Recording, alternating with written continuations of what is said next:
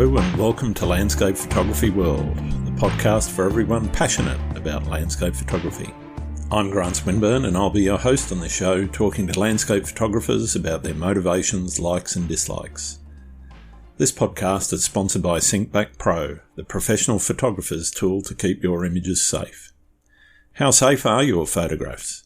Or to put it this way, how would you feel if you permanently lost some or even all of them? The fact is, there are very real risks in storing your digital images on a hard drive, even if they're backed up to an external device. There's ransomware, hardware failure, file corruption, virus infection, and even accidental deletion or destruction. Seascape Pro makes this problem go away permanently. Seascape Pro is the professional photographer's tool to back up photographs, images, documents, and data files. Once set up, it keeps your files safe, quietly and reliably in the background. So if problems occur or disaster strikes, you'll have nothing to worry about. Your photographs will be safe. Which is why it's also the backup solution that I use myself for my own photographs. Take advantage of an exclusive 25% discount today by going to www.backup.sg.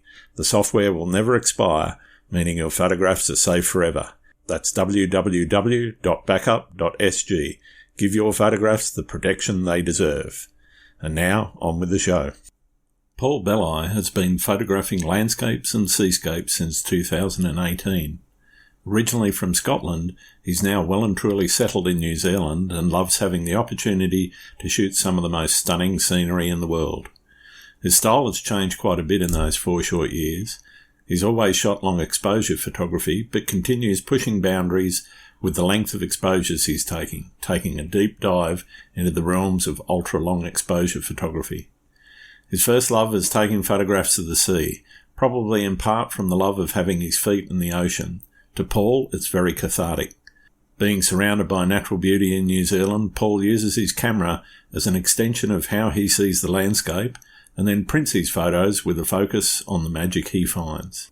Earlier this year, he won the Cityscape category in the Landscape Photography World Awards, and he's going to keep pushing the boundaries of his craft. We talk about where his creative drive comes from, how he balances having a young family with his passion for astrophotography, and what success in his photography means to him, along with a lot more. I hope you enjoy the show. Hi Paul, welcome to Landscape Photography World. How are you doing? I'm doing pretty good, Grant. Thanks so much for having me. It's an absolute honour and pleasure to be here. Oh, thank you. Been wanting to talk to you for a little while, and I know we've chatted a bit on Twitter and social media and so forth. Why don't you tell people what it is that you do and why you do it? Now, I've been thinking, because I've been listening to your podcast, and I've come up with a name for your question, usually your first question as well, and I've called it the cannonball question because it's hard and fast. I guess I'd primarily call myself a seascape, sort of landscape photographer. Sure. I'd try not to pigeonhole myself if that's possible, but it's what I love to do. I love to get my feet wet and, stand in the ocean. Yep. But I do like to dabble. Recently, I've been dabbling quite a lot more with astrophotography. I've had a little stint and kick at macro photography. I've tried deep sky photography, and without a tracker and a decent tripod, that was just that was pointless. That didn't last long. I'm kind of the type of photographer, I guess, that he'll see something that's quite unique, and it'll sort of like flick something over in his brain, and I'll think about it and I'll mull over it, maybe for some time, and at some point it will come back to me again. I'll be like, I really want to try that style, and I'll all of a sudden, I'm not doing landscapes and seascapes anymore. I'm off trying out this new style and new technique. But sure. Yeah, I'd say seascapes primarily. Okay. So how did you get started in seascaping, or in photography in general? Photography, it's actually through YouTube. I've always been fascinated with the night sky ever since I was a kid in Scotland, looking up at, because we had great clear skies, when the clouds weren't there and it wasn't obviously, raining quite hard, thunderstorms, whatnot. Just looking up at the clear, those clear night skies, and it was fascinating to me. So astrophotography is actually the first venture that I went into. And that was just through watching people like Astro Backyard and watching his videos early on. This is like late 2017, maybe early 2018. Sure. And I thought, I really want to give this a go. And that's when I started looking into, okay, well, like I'm on a budget. What kind of camera can I maybe look into getting into that would give me some decent reach into the night sky? And I ended up getting just a standard Panasonic point and shoot. I think it was like a DMC FZ70 or something like that. Sure. But the thing that caught my eye was the 60 times optical zoom. Okay. Yeah. And my wife reminded me of a time where we took the camera on Valentine's Day, and we're on this, Bastion Point down Mission Bay in Auckland, and we're looking over the Waitemata Harbour, and we're looking across to the other side of the harbour, and we're using the zoom in, full 60 times zoom, and we're like, oh my god, look how far we can zoom in, like we can see the people on the other side of the other side of the harbour. This is amazing. This is going to be great for astrophotography. It wasn't.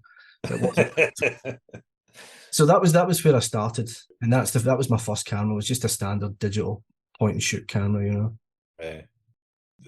How did things develop from there? What pushed you beyond? Was it the fact that you sort of tried and failed with the 60 times zoom to do astro, or was it, and you said, all right, well, I need to do something different, or? Well, because maybe I should, exactly. I was starting to look into, I guess, other photographers. When you watch YouTube, other recommendations come up. Yeah. So then you start seeing the Nick Page and the Michael Shainbloom, and these guys start popping up in your feed. And of course, these guys do amazing astrophotography themselves, but they also do amazing landscape, woodland photography, and everything else under the sun. So I was starting to sort of watch those guys as well. I was like, I love the landscape, I love the seascape, as I say, I love putting my feet in the ocean. And it just sort of made sense that, I might actually give this a go and test my camera out and start trying to do some seascape and, practice some long exposure photography. Sure. That's where it came a cropper with this camera, unfortunately, because as I found out to my detriment, and I didn't know this beforehand because I didn't study the specs, the camera only had a maximum limit of an 8-second exposure. It couldn't go beyond that. Yep. I even emailed Panasonic just saying, "Oh, look, have you got like a firmware update or something that can extend this? Like, you can you put a bulb mode into this camera for me or something, anything?" So I was quite limited in what the camera could do as far as the long exposures. I mean, that's not to say, as you know, you can't get amazing long exposure at half a second or a second, whatever it may be. Yeah, sure. But I was just really bought into smoothing out. When I first saw that, the long exposure, the ultra long exposure, I like to call it, that complete smoothing out of the water, I was enamored. I was like, oh, I really want to do that. And 8 seconds, just with, especially with a rough sea, just not long enough. Yeah, just wasn't doing it. Yeah, it just wasn't doing it. Yeah, so I had to. We took that camera actually on Chloe's graduation down to Dunedin, because South Island, it's a landscape photographer's paradise. Absolutely. So we took that camera down there, and I really struggled with its limitations down there. But I mean, we had some lovely hot spots around Wanaka and Queenstown, and I got some pretty decent shots. But like, I was amateur as I look back at some of those shots, and it's you look at some old shots, just like, oh god, that's cringe. Yeah, I'm pretty sure we all cringe at our Yeah. I know I've got a couple of nice ones out of my point and shoots, but it would be like one several thousand. Yeah. Oh look, I mean, if I got my hands on, and it's still around somewhere. I think my wife's sister has it. If I got my hands on it again, I have no doubt I could make full.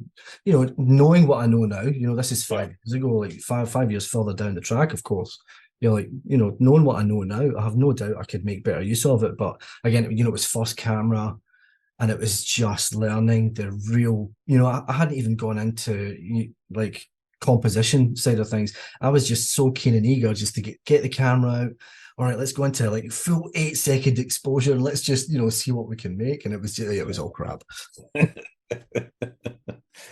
So how did you fill that intervening sort of 5 years between then and now? How did you learn your craft, and what was it that sort of drove you to do that?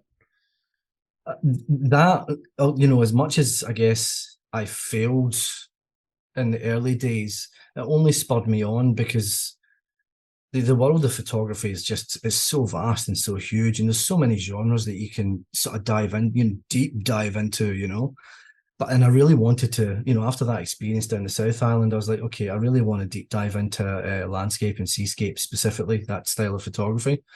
I understood the limitations of my camera, and that's when I started to look at, finally getting a DSLR. Yep. So I did, probably a little bit longer than it should have taken for me to get that DSLR, but I finally got one, and I got it secondhand. I got it for $200 with its kit lens. It's 18 to 55mm kit lens. Yep. It was just a Nikon D5200. I've still got it, and it's in that. I don't know if you ever saw them when they brought them out, and it's that really sort of like bright cherry red. Oh yeah, yeah. It's quite. It's not. It's not. I don't think it's a. It's not really a fitting color anyway. So it's quite a Larry camera. So yeah, but that gave me then the opportunity to experiment more. Yep. I can go into ball mode. I can get shutter release, and this, that, and the next thing. I started watching more and more YouTube tutorials. Started learning more around compositional techniques. Rule of thirds. Golden triangle, golden ratio, all that kind of stuff. Yep. And then trying to put that into practice. But when I first started and I was first going out to these, like especially around my local area, like we've got amazing magma formation rocks from Rangitoto, which sits right in the Hauraki Gulf here in Auckland. Yep. It last blew up like 800 years ago or something like that. But we've got like the remnants of the what's it called, igneous rock. Yep. And I've taken quite a few shots using that as a foreground feature, and then Rangitoto in the background. But it's like, again, I still wasn't grasping the basics of composition balance. I'd have too much foreground, not enough sky, or vice versa. And that was probably the steepest learning curve for me, was really nailing, I guess, the basics, and trying to tone back the excitement and the enthusiasm of I've just got to click the shutter release at 30 seconds and see what the water looks like. I was so fascinated with slowing that water down and just getting that milky look.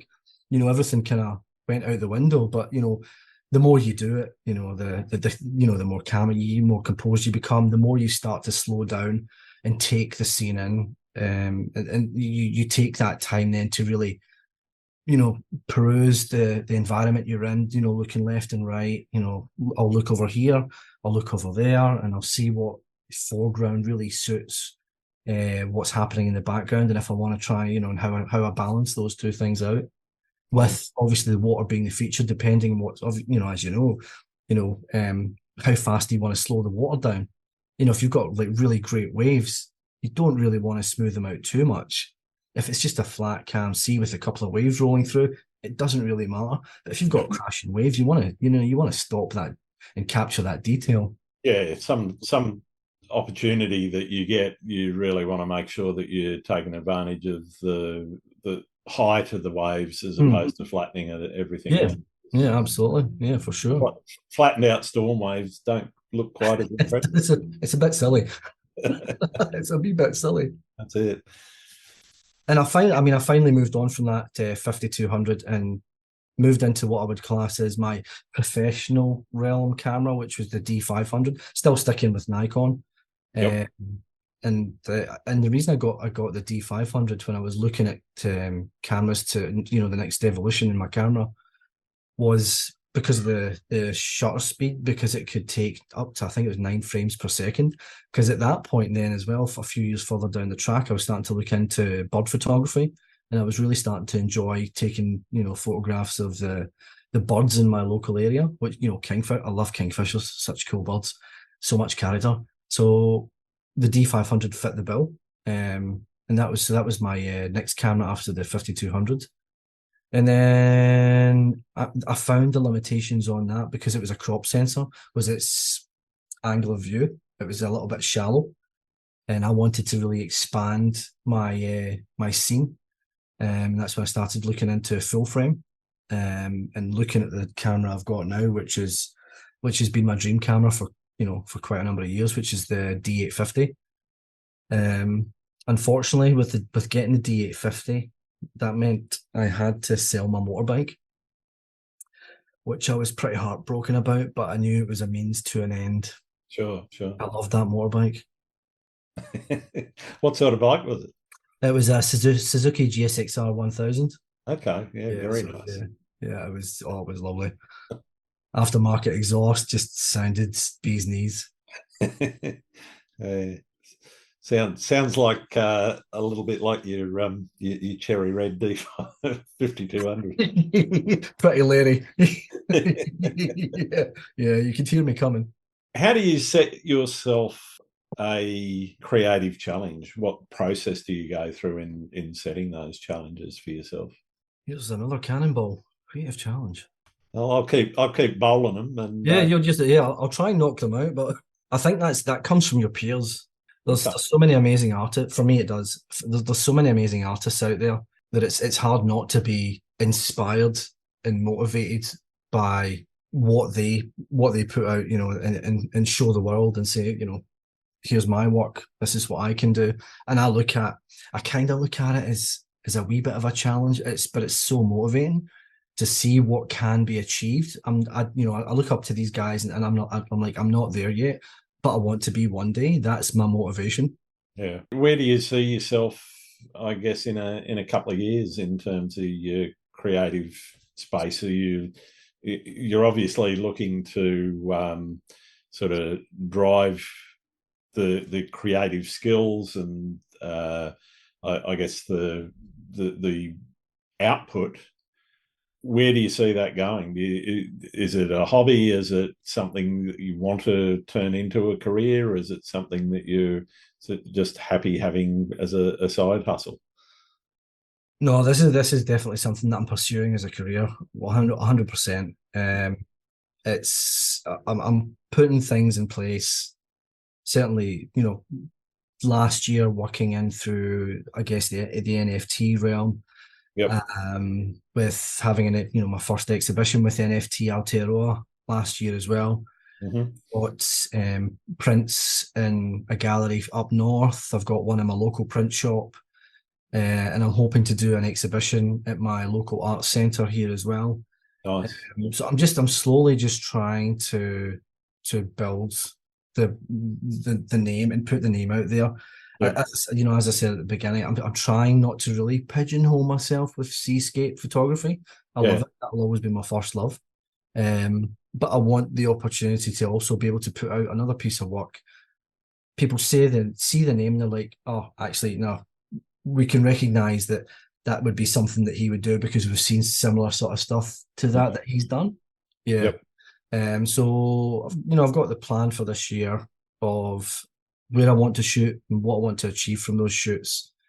I want them to be portfolio pieces of work. Whether the weather wants to play with me on that, I don't know. We're all, with the outdoor photography. One thing we can never control with landscape photography. No, not at all. Yeah, that's it. That's the problem, isn't it? It's the weather gods, isn't it? You could go to a location and, you're just absolutely blessed. And then you go to the next location, it's just, absolutely dire. Yeah. So yeah, no, this is definitely a career that I'm pushing as hard as I can. It's because my wife's she's full-time work. I'm stay-at-home dad, right? So I'm looking after our little one, and I'm trying to get out and get my camera out and get down to the beach or go out and do astro as much as I possibly can. Yeah, right. Whilst still trying to get some sleep, hold my head together a wee bit as well. Yeah, it's a fine balancing act, I think. Yeah. How are you finding that balancing act? I mean, you've got a very young child. How young? She's just over 6 months. Yeah. Okay. So you should be through most of the sleep deprivation. Yeah, fortunately, well, it was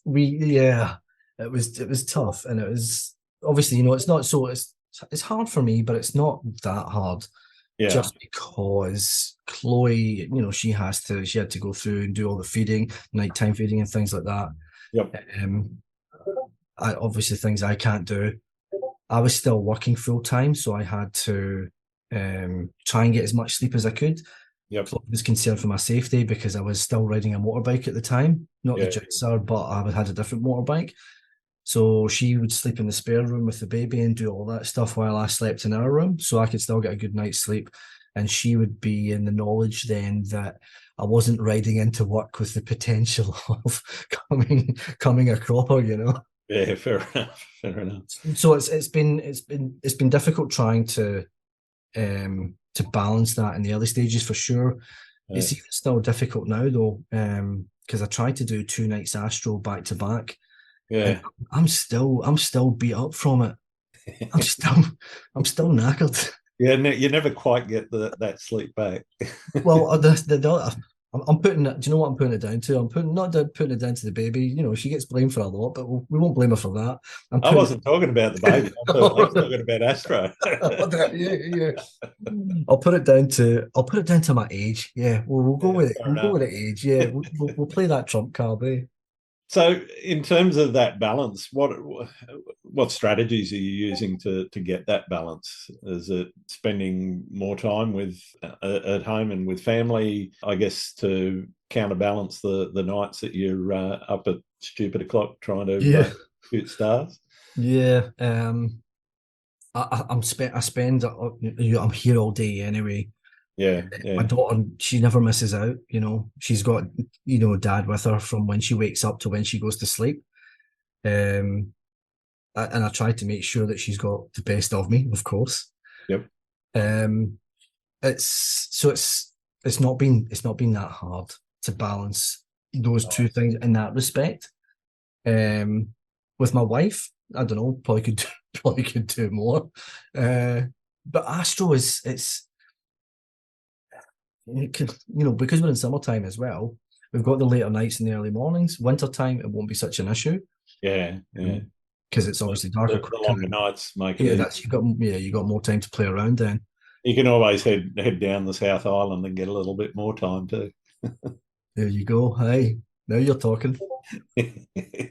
So when did photography become that target for you to be a career? What was it that sort of changed in your mind? Because obviously starting out with a point and shoot and Mm. so forth, it probably never entered your mind at that time that you could think about making a career out of it. What changed for you that actually made it a reality? Yeah, well, looking back, it was always going to be secondary to having a full-time job. I was always going to maintain being in the workforce Mm-hmm. until it got to the point where it was going to be a case of either I'm going back to work or Chloe's going back to work. Yep. Chloe's the wage earner. So unfortunately, it meant that she had to go back to work. And then I Yep. had to really think about, and we knew this for a couple of years. And I had to really think about, okay, well, I need to start really, I guess, putting the hammer down with my education, understanding the photography world, trying Mm-hmm. to involve myself in it a little bit more. Um, and putting those things together so that when the time came for Chloe to go back to work, I'd have a bit of a brand. People would start to know me, hopefully. They Yep. start to recognize the name, maybe see some of my local work within the local area. Mm-hmm. Um, hasn't quite planned out that way just yet. I'm ever hopeful. Yeah, I'm working getting on to it. be known is a difficult thing. And unfortunately, I didn't go to marketing school, so the marketing aspect and the marketing side of things is something probably a lot of us really struggle with, because it means like putting yourself out there, putting your Absolutely. voice out there, Yeah. put your face out there, you're kind of standing up in amongst the crowd and putting your hand up and saying, look at me, come and check my workout, come and interact with me and talk to me about, this piece here or this piece here or whatever it may be. So Mm. you kind of have to put yourself out there a wee bit, which I've never been fully comfortable with. I say ironically because my main career when I was a wee bit younger was I worked in fitness. I was a full-time personal trainer or gym manager, one of those two forms for over 13 years. Yep.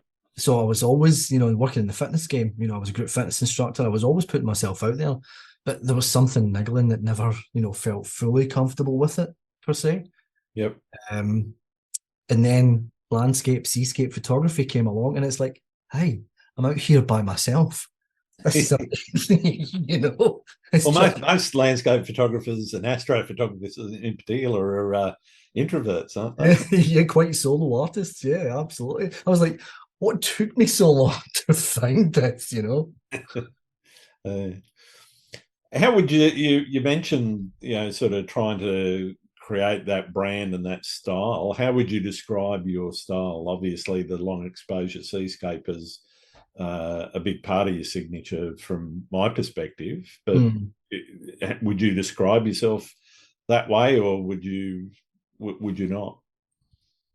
I think I'd still describe myself primarily and specifically as a seascape photographer. Particularly, and I tried to coin a term, it never really took off.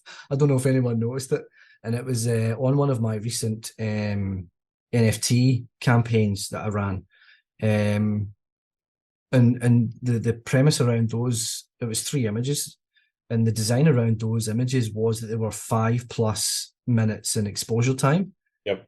And they all had, and I named them. Then the name of each image was the length of their time and their exposure time. Sure. And I called that, and I tried to call that ULE photography, or ultra long photography. Yep. Ultra long exposure photography. I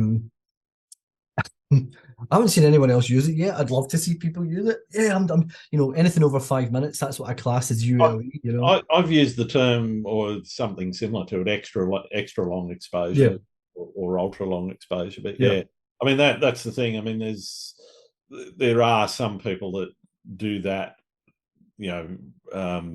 quite successfully in terms of the delivery of the images. What they call them, though, I guess some people just call them long exposures. But to me, a long exposure is anything over about a third of a second. Yeah, well, exactly. Yeah, 100% for sure. But so in terms of the development of that style, where do you see that going? Is that something you're going to continue to do and I guess develop beyond where it is now? And it doesn't necessarily mean taking longer and longer exposures, because sometimes that doesn't actually do anything. It doesn't work. I've done a few 20-minute exposures. Yeah. All right. The seascape stuff will definitely always be there. For me, there's a grounding to seascape photography, and I guess there's that time to allow the brain to just relax, because my brain can just I find that difficult switching off, particularly at nighttime. And I have a tendency to overthink things. When I'm by the ocean and when I'm staring out across the sea and I'm waiting for that sun to come up, that's all I'm thinking about. I'm not thinking about anything else. Nothing else is going through my mind. Sure. I have my feet in the ocean and I'm feeling I'm feeling grounded and connected in that moment. And that's important to me, because it just sort of balances things out and redresses, and maybe, I guess, just rewires my brain a wee bit again and just gives it a little bit, just maybe a wee bit of time off from overanalyzing and overthinking, which unfortunately it can prevent me from doing certain things in my life, because it can mean I don't want to venture. As sad as this sounds, it can stop me from leaving the house. Yeah.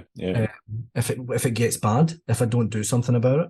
So I've got to be quite careful in that respect, with maintaining, I guess you would say, mental health side of things. Yeah, absolutely. So Seascape has to be front and center, not just for that reason, but obviously for the enjoyment of it as well. Yeah. Well, I don't think anyone would do it if they didn't love it. No. Standing in the dark up to your knees in Yeah, absolutely. Fortunately, I'm on the east coast of Auckland in New Zealand, and Yeah, it's we don't generally tend to have to worry too much about swells and big waves. yeah, So no, you're usually all right, you know. Whereas on the west coast, yeah, you've got to be careful. Yeah, yeah, yeah. Well, it's a bit like that here in Sydney on the east coast here. Yeah, you can go and go into Botany Bay or Port Hacking or hmm. somewhere where it's a little calmer. But yeah, if you're on a rock shelf, you've got to keep Yeah, a that, yeah. yeah, absolutely. Yeah, And safety is an absolute critical must do. You've got to make sure that you're keeping yourself safe. yeah. How would you define success with your photography? Oh God, how would I define success? I think when I see an evolution in my skill set, when I can look back, like as I was saying with the point and shoot, like back in 2018, well, it's 5 years ago, and I look back even like 2018, 2019, I can see that succession in progress. That's a snippet of success. Success is obviously, it's a grand word, encompasses so much, but that's definitely a good thing. I think success is it affording me the ability to do what I'm doing now, in the position that we're in. Also, my wife affording me the ability to do this as well. We have to acknowledge that, of course. Yep. Um, so a measure of success would be that people are, they're seeing my images, and at some point, people are going to start to recognize that's Paul Belli. That looks like a Paul Belli. That would be amazing. Or someone comes up and says, "Oh, I saw your image such and such." Those types of that. That's. I mean, you've got obviously monetary success. That's a given, of Yeah. course. I want, who doesn't want to make? Of course, I'm here to make money at the end of the day. I've got Yep. to bring money into the household. I've got, my wife can't support us both all the time. I've got Yeah. to bring finances in. So obviously, there's the monetary aspect, but the evolution of my skill set, the evolution of my photographic eye, the diversity that maybe I can start to present in my portfolio as well, which I think I'm expanding quite. I think personally, I think I'm expanding quite well. I'm starting to branch out and do a little bit of architectural, sort of black and white, fine artish, I guess you'd call it, work. Mm-hmm. The astral star trails, which still incorporates a little bit of seascape in there as well. Yeah. Yeah. Sure. So yeah, I would probably define those as probably key indicators of success. You mentioned you live around Auckland. You're obviously not from Auckland. What prompted the move from Scotland to Auckland? What sort Yeah, of that all started in 2005.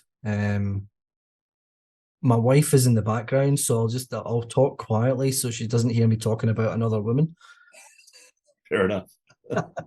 But yeah, it was I met a Kiwi girl while I was working in London. Mm-hmm. She was a personal trainer. I was a personal trainer, so we moved in similar sort of circles. My flatmate was good friends of hers. She came over to the flat at the time. Sorry, this was in London because I wasn't in Scotland at the time. I'd been out to Scotland for a few Okay. months as Yep. well. And we got to talking, we went on a date. She had to come back to New Zealand because her sister was having a baby. And we made the decision that I would come out here and we'd try and make it go with the relationship.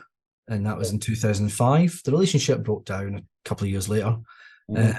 But fortunately, I was, permanent resident by then. So it was all, it worked out we could still talk. There's no drama there, but it worked out quite well. It was because I couldn't have imagined leaving this country. Absolutely couldn't have imagined it. And then 2010, I met Chloe. But before all that, I mean, we left Scotland when I was 21.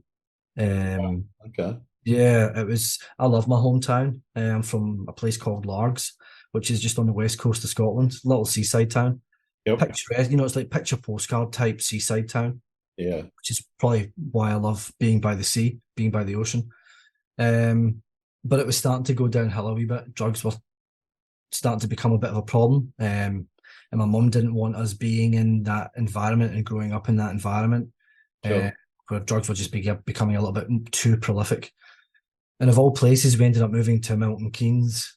I don't know Okay. if you know Milton Keynes, roundabout city, Yep. It Yep. wasn't actually too bad, not too bad.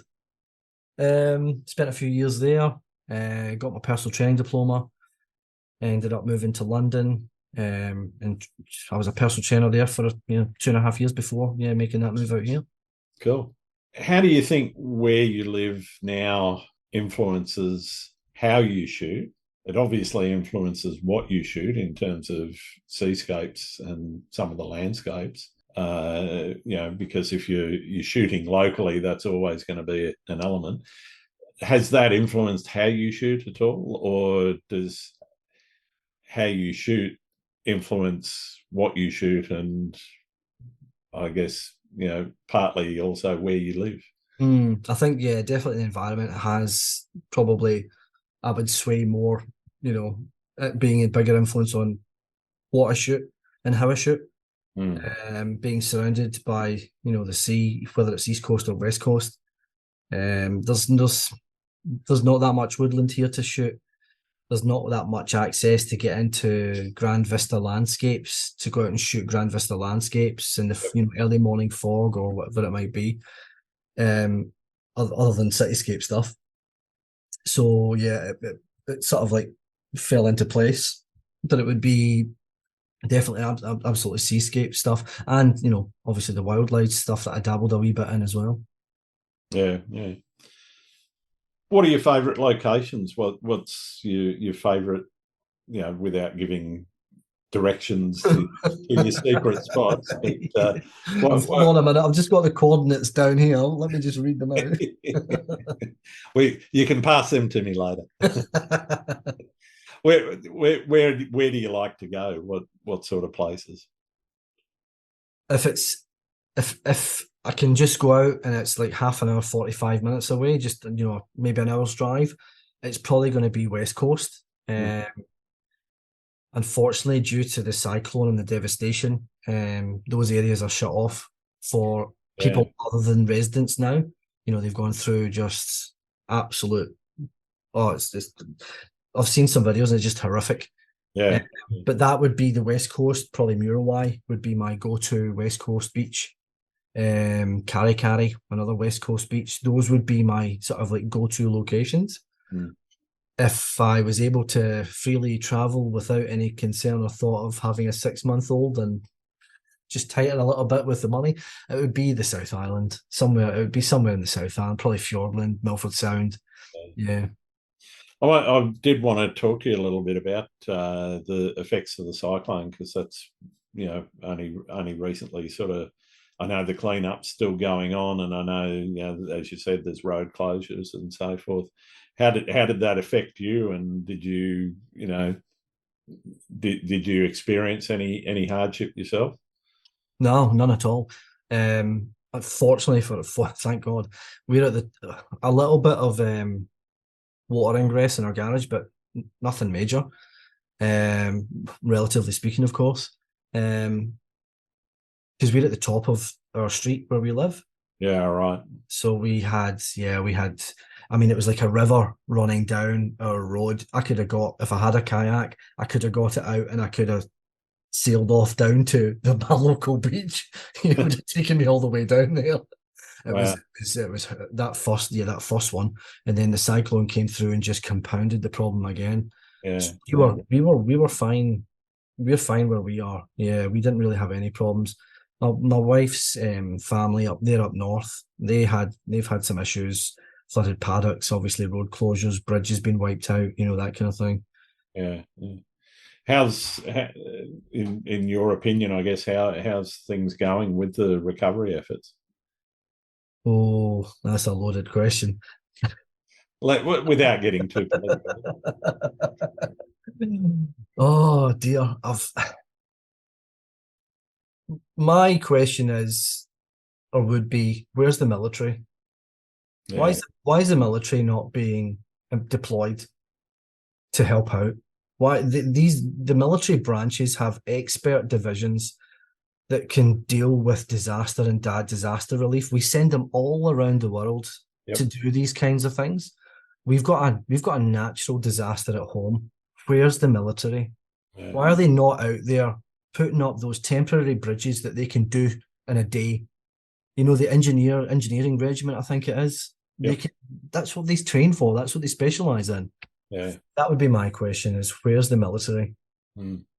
Yeah, well, I know here in Australia with the flood recovery, I won't say it was immediate, and I'm not saying I'm not going to point fingers at the politicians, etc. Yep. Though there's many that have argued that the response was too slow, but I do know that the military was utilised, and their specialist units were, as well as some grunt infantry units were. Yep. You've got to have them. Yeah, you've got to have them. That's right. But I mean, I guess it does beg the question as to why they wouldn't be deployed in that situation. Yeah, I know they were, but there were like manning checkpoints and handing out. They were bringing in water, which is, of course, these are essential items, absolutely 100%. But these guys are, as I say, these guys are trained for disaster relief. We've got a natural disaster on our doorstep. It's right here. Yeah, yeah, that would be my question. Yeah, fair enough. Let's get back to the photography, though. Absolutely. Before we tread on a landmine. Yeah, please.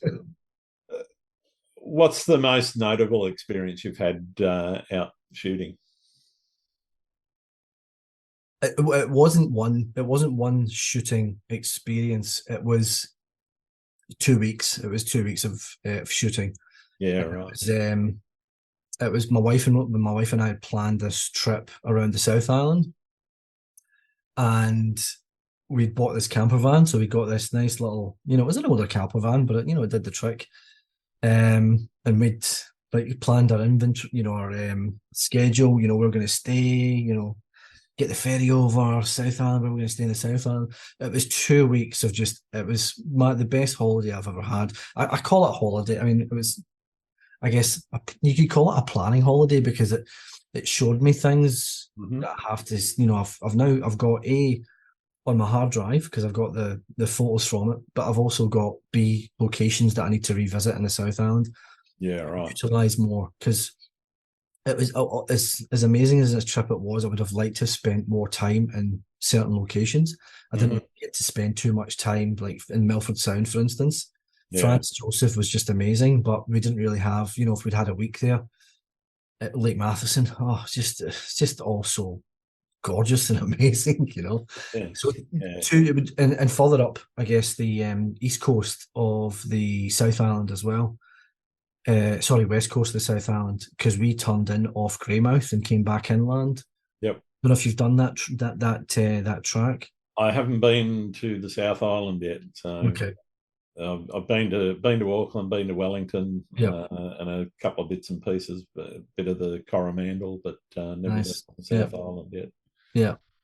So I'd say that the culmination of that whole 2 week trip was an experience, and I'd love to do it again. I want to get another camper van. But with the baby, it would be a wee bit tricky, I think. Yeah, I definitely get it. We had the dog with us, so that was awkward. Yeah, I can imagine.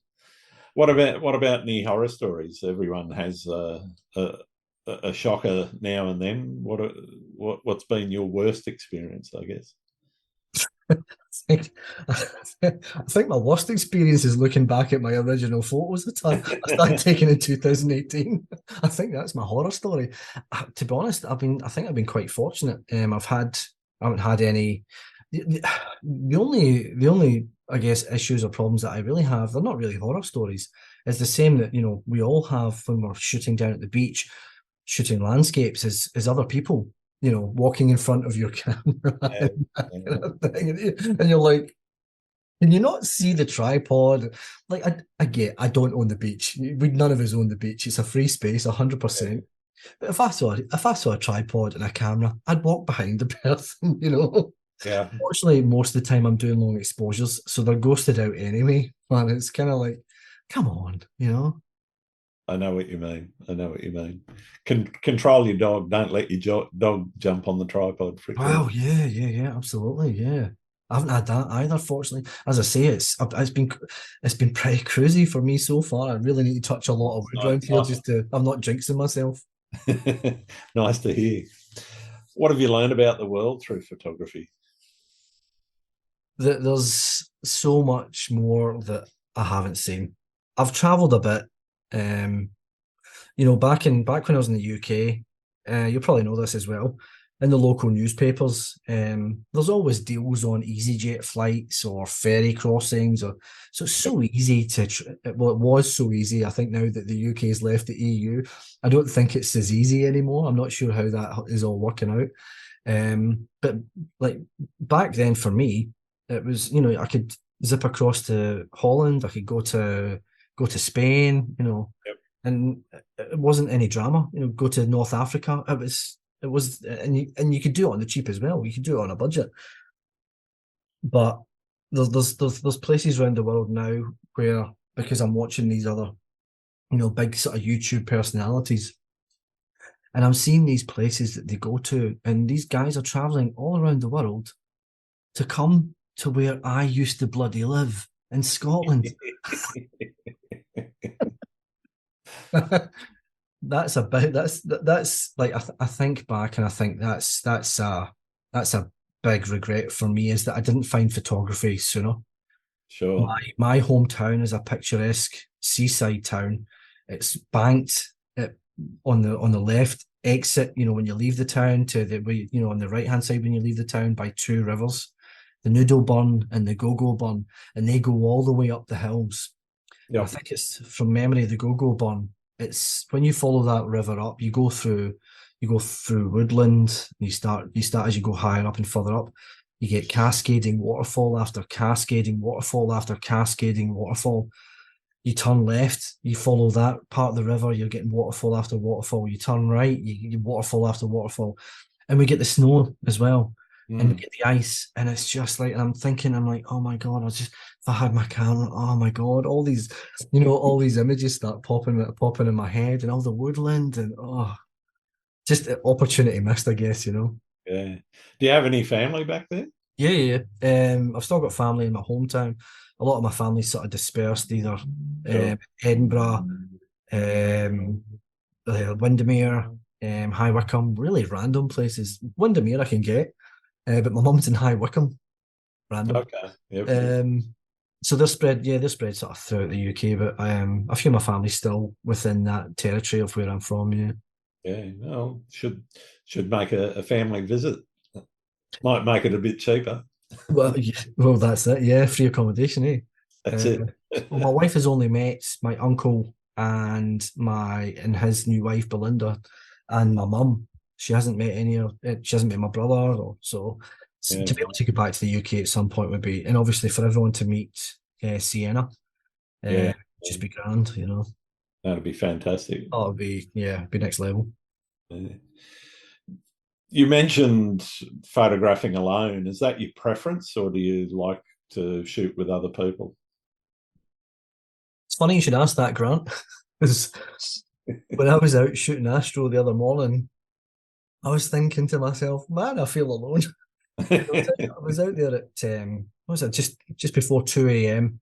until 6 a.m. shooting the star trails that I posted today.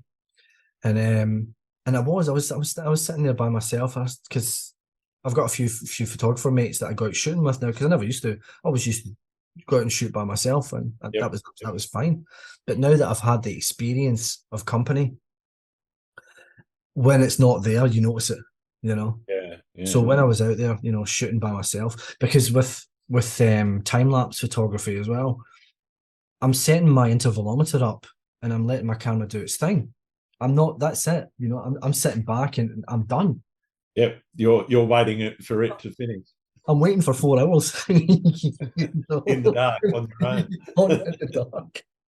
Trying to find a nice rock to sit on, because again, it's igneous rock, so it's not exactly the most pleasant rock to sit on. Not comfortable. Yeah. No, not at all. I took a foam pad with me, I prepared for that. So yeah, I always used to shoot alone. That was again, it was a centering thing as well for me. Some mindfulness also. Yep. But now that I've gone out shooting with other guys, and having that camaraderie, that conversation, that banter, um, yeah, when I was out shooting the other morning doing that Astro, I was like, oh, something's missing here, and I didn't like it, you know. Yep. In terms of the routine that you have when you're shooting, what are you looking for? What are you doing? What are you thinking about, I guess? It depends whether it's a day after shoot or, as I say, I've got a calendar of 15 locations that I want to shoot this year. Yep. Those locations though are more autumn winter shoots as opposed to some. One of them is a summer shoot, and that's a glowworm cave that I want to go and shoot. And glowworms are only, I think, active are really quite active between December and March here. Yeah, right. Um, we are in March now, so I've got not much of a window, but we did get hit with that cyclone, and that stopped us from traveling north. Mm. Um, so if it's a day after shoot, sorry, the day before shoot, I'm usually thinking about it and rattling my brain, thinking, where do I want to go? And that's the kind of thing that will keep me awake at night. Yeah. Where do I want to go? I've already looked at the tides. I've already looked at the weather, and I've looked at the tides for multiple locations, whether Yep. it was West Coast or East Coast. Obviously, West Coast sunrises aren't great for obvious reasons, but you can still get decent color, or black and white. Yep. Um, so yeah, it depends whether it's long, if it's a long drawn out planned process, or if it's just the day before.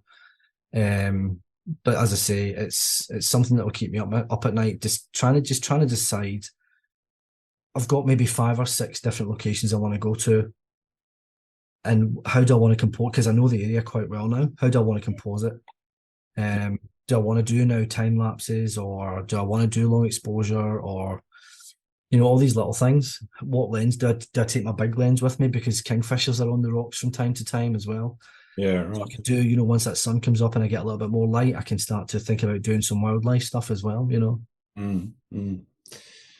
How many hours or days would you spend planning a shoot? Or the day before, not long. I say not long, but it keeps me up at night. So it'll Yeah. keep my brain ticking over. So I might plan like maybe half an hour on the computer, just checking things over. I might go into Google Maps, maybe if it's a new location I've thought of, or I've seen somebody else has posted a picture somewhere, and I'm like, oh, okay, that looks quite interesting. Let me look at that and have a look at that and see what other composition variables there are with this spot. Uh, Yeah. then yeah, I'll spend a bit more time with it. But if it's my local area, it'll be literally half an hour on the computer, just checking things over, checking tides, checking the weather, all that kind of stuff. Mm. And then the brain at night time for another couple of hours. And then if it's the longer stuff, um, it'll probably be a week to 2 weeks out that I'll start looking at that location. Some of the locations I'm going to be shooting with other people, so I have to organise that with them as well. Yeah, So right. we have to go through that planning stage of when they're available and when I'm available, and matching up diaries and things like that. Hmm. Hmm. What about once you've actually got the shots, are you straight into editing and getting them out there as quick as you can, or are you one to take a little bit more time and spend days or weeks sitting on images before you get into them? I can't sit on them. Yeah, I can't sit on them.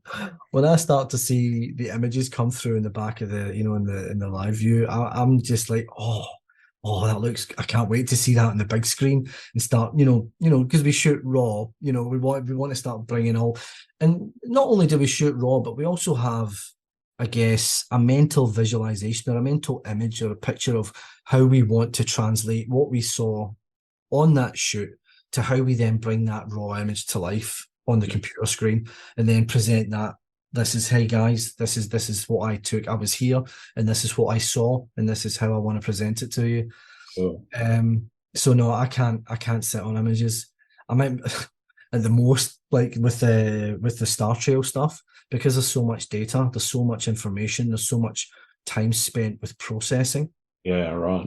That can take a couple of days.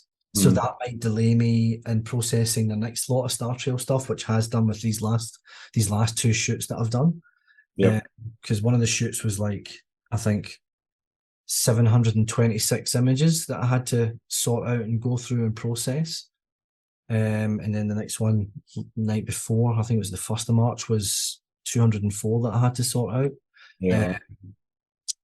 But I try and do it as quick as I can, because I'm like a kid in a candy shop. I can't sit on it. No, absolutely not. I can't sit on it. Once you've started, what are you doing to the images? What's the processing workflow look like? It depends. Yeah, I mean, it depends how I've shot them. If I've shot them bracketed, that'll be different to obviously how I shoot, a single exposure. Sure. But everything starts in Lightroom for me. I use Lightroom as my base editing platform. Yep. Most of my workflow is edited through Lightroom. I do probably, I would say, 90% of my workflow in Lightroom, and the 10% then is then done finishing up and tidying things up and cleaning things up in Photoshop. Yeah. But if I want to add like a gradient or a little bit of an Orton glow or something like that, yep, you can do it in Lightroom, but it's not as effective, I find, as doing it in Photoshop. So it's just, and then depending on what I want to do with the image, I've got a Gigapixel Topaz AI enhancement stuff. So I can, if I want to blow it up big, then I can use those tools as well. Or if I just want to clean things up a wee bit, or yeah, fair enough. And talking about blowing things up big, is that for print or? Yeah. Yep.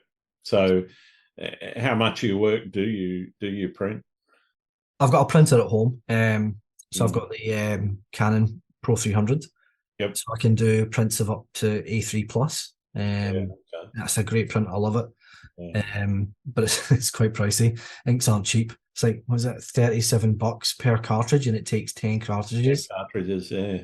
Oh my god! And the paper itself, it can, paper can be like 200 plus for 10 sheets. Yep. Depending, if you go for that sort of like high end Hanamiel metallic, so I do most of my printing at home. If I do want to print big, then I'll use my local print shop, and I did that for that NFT Aotearoa exhibition I did last year. Yeah, right. I printed 3 of my images, and then so printed and framed, they were 150 centimeters by 100 centimeters. So these things were they're pretty dominating size wise. So that's the only time I'll really use those to upscale. Yeah. Other than that, it's just straightforward Lightroom, Photoshop, done. Yeah. Cool. In terms of prepping your images for printing, are you doing anything special, or are you fairly confident with how you've got everything calibrated? Yeah, I'm pretty confident now. I'll use the ICC profile for that specific paper. Yep. I won't always use it, but obviously that ICC profile for that paper is there for a reason. So as far as the printing's concerned, certainly makes it easier than trying to work it out yourself. Yeah, absolutely. You go through the whole menu and the whole feed of different options, and it's like, nah, I don't like that. I don't like that. And this, as I say, this paper isn't cheap, and the ink isn't cheap. So you don't want to be practicing a lot. No. Well, if you do it, you're only doing it on 6x4 or something like that. You're just keeping it small. Trouble is, when you do it small, you can't see the details then as well. It's a double-edged sword a wee bit, So now printing, I'm pretty comfortable with doing it at home up to that A3 plus size. Yeah, absolutely. And I've got a nice little collection of fine art paper as well. Nice. What about creative walls? Have you ever hit one? And if so, how have you handled that? I think the creative wall that I hit was probably during lockdowns, just because of the we couldn't go anywhere, couldn't do anything, and obviously I couldn't go out and shoot my landscape or seascapes, And that's where I guess your brain starts to tick over. It's like, what can I do with my camera? What else can I shoot? You start looking in your garden. You start looking at the flowers, and this is a good lesson anyway. Is don't forget to look down at your feet. There's always something to photograph. It doesn't matter if you do the night sky or you do grand vistas and this, that, and the next thing. If you're stuck with a little bit of, you can't get out of a rut per se. Look down at your feet. Go and do something different. Go and shoot something different. Try a different genre of photography. Get the juices flowing again and get the education going again. I find that, as I learn things and I learn new tricks and learn new tools, I want to get out there and I want to put them into practice. I want to see how they translate. I want to see how I can translate them. Can I mimic what I saw? Do I want to mimic what I saw? Can I evolve it? I think that's quite important to, as I say, I don't want to pigeonhole myself as a seascape photographer. I do want to try other genres of photography. And as I say, that comes with educating myself. No, that's great. Where do you see photography going in the future? Oh, that's a big question for me. I probably don't have a concise answer for that, I'm afraid, Grant. I mean, photography is always going to be there. Obviously, we've got the input now and the collaboration between, I guess you call traditional photography and AI. Yep. And the combination of those two artistic forms.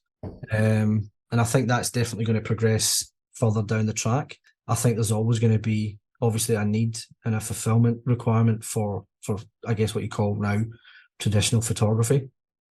I can't sort of like visualize where I see it further down the track, but I don't see it really. I see it inheriting AI and bringing that into the fray. Okay. Yep. I think traditional photography will stay as it is. What changes with tech? I don't know.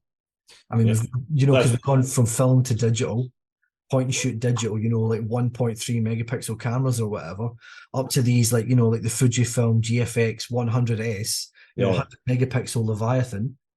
We've gone from DSLRs to mirrorless. We've gone from standard lenses to tilt shift lenses. It's I mean, it's good that it evolves. 100%, it's great that it evolves. But I think we've got to be careful not to take the people element out of it. I totally agree, because the tool being used is only a tool. Yeah. Yeah, okay, it might help you change some of your creative choices, but it's still just a tool, and you need to have the skills to use the tool in an appropriate way and in a way that's creative and helps you enjoy what you're doing, because if you don't enjoy it, you're going to stop doing it. Yeah, that's that, exactly. 100%. I agree. What do you see as the biggest challenge facing photographers right now? Oversaturation. I think with social media has been great in one hand, but it'll also take away in the other. I think it's almost like too much of a good thing. You keep before social media, you'd look in a photo book, or you'd go to a library and you'd open someone's book and you'd look through the images and you'd be blown away. Now you're seeing these images every day. I think that's probably the biggest problem. I think is oversaturation, and it also then, I guess, one big problem for me, and it's something to be very careful of and very mindful of, and it's something that Nick Page talks about a lot, which is geotagging. And be very careful of geotagging. If you find this idyllic spot that's just pristine and it's glorious, let's try and keep it that way. Don't tag your location, and that's not just photographers. That's for Instagrammers, and that's everyone. Yeah, no, I totally because of social media and being able to travel so freely and around the world and go here, there, and the next place. It's these little treasures are few and far between now. What do you like to do when you're not out shooting? Well, I used to be a competitive powerlifter. Okay. So going to the gym was pretty important to me. I say used to be, used to being the operative words. unfortunately. and I need to get back into it again. I need to my wife actually bought me a gym membership at one of our local gyms, and I started getting back into it. This sounds ridiculous coming from an ex-personal trainer, of course, but it's it's easy. It's easy well, to. At least you know what you're doing when Well, yeah, exactly. It's easy to fall off the wagon. It's hard to get back on it again. It's the reverse of something else, I know that feeling. Yeah, and because I was actually a pretty decent power lifter within my class. Mm. I was a good sized bloke. I was pretty sizable. And that was it's definitely something I miss, that tightness feeling that you get when you got a lot of muscle in your frame. Yeah. Just because I've lost a majority of that muscle off my frame. I'm very aware of it, and I'm very aware of my fitness when I'm out on a shoot and there's a requirement for tracks or whatnot, and I'm very aware of fitness, cardiovascular fitness, with my photography as well. It's a reminder that, oi, sort yourself out, son. Yep. I know what you mean. We all have inspirational, aspirational photographers.